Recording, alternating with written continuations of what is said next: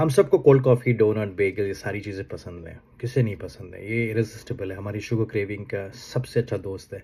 जब तक मुझे पता चला कि ये सबसे भयानक फूड है जो आज की लीडिंग कॉजेज़ हैं सारी बीमारियों के लिए। जितने भी ओ एज रिलेटेड डिसीज़ेज़ हैं, वो हमारे खान-पान की वजह से हो रहा है और स्मोकिंग से भी ज़्यादा जो लोग को मृत्यु हो रही है, वो हमारे खान-पान से हो रही है। तो आपका खाना आपके लिए सबसे घातक हो सकता है या फ़ायदेमंद हो सकता है।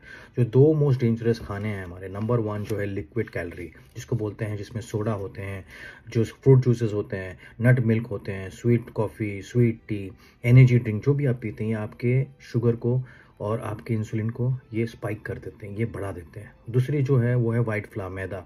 ये सबसे डेंजरस है क्योंकि ये वापस आपके शुगर को बढ़ा देता है, आपके बॉडी के अंदर आपके इंसुलिन को बढ़ा देता है। तो ये क्या करता है, जब ये बढ़ता है आपके शरीर में, तो जितने भी आपके विटामिन्स और न्यूट्रिएंट्स आपके शरीर में रहते हैं, वो सारी चीज़ें अब ड्रेन हो जाती हैं, स्वाइप हो जाती हैं, निकल जाते हैं। ये सारी कैलोरीज डंप हो जाते हैं आपके बेली में और ये सारी चीज़ें आपकी बॉडी में मौजूद रहते हैं और ये सारी गंदगी और सारी तकलीफ़ें आपके शरीर में पैदा करते हैं। ये सारी चीज़ें हमें नहीं रिक्वायर्ड। हमें गेहूँ का आटा चाहिए, हमें होल ग्रेन का आटा चाहिए जो हमारे शरीर के लिए और हमारे सेहत के लिए बहुत ही फ़ायदेमंद है। जैसे हमें कोकोनट फ्लावर होता है, जो फ्लावर नारियल का आटा होता है, वो काफ़ी फ़ायदेमंद है सेहत के लिए। आपको कोई ब्राउन राइस का आटा नहीं चाहिए जो प्रोसेस्ड है, जो आपको घातक कर सकता है, हेल्थ में डेफिशिएंट कर सकता है। तो ये सारे कारण की वजह से 90% आज हमारे इंडियंस डेफिशिएंट हैं। 1, 2 या 3, 4 जितने भी न्यूट्रिशन है उसकी डेफिशिएंसी हर एक इंडियंस को है और ये डेफिशिएंसी की भरपाई हम सबको करनी है। हमें खुद रिस्पॉन्सिबल होना है क्योंकि हमारे शरीर एक बेस्ट रिस्पॉन्ड करता है। अगर आप अपने शरीर में अच्छी चीज़ डालोगे तो वो अच्छी तरह रिस्पॉन्ड करेगा, बुरी चीज़ डालोगे तो बुरी तरह रिस्पॉन्ड करेगा। तो आपको अपने शरीर का दोस्त खुद बनना होगा और आपके शरीर को समझना होगा।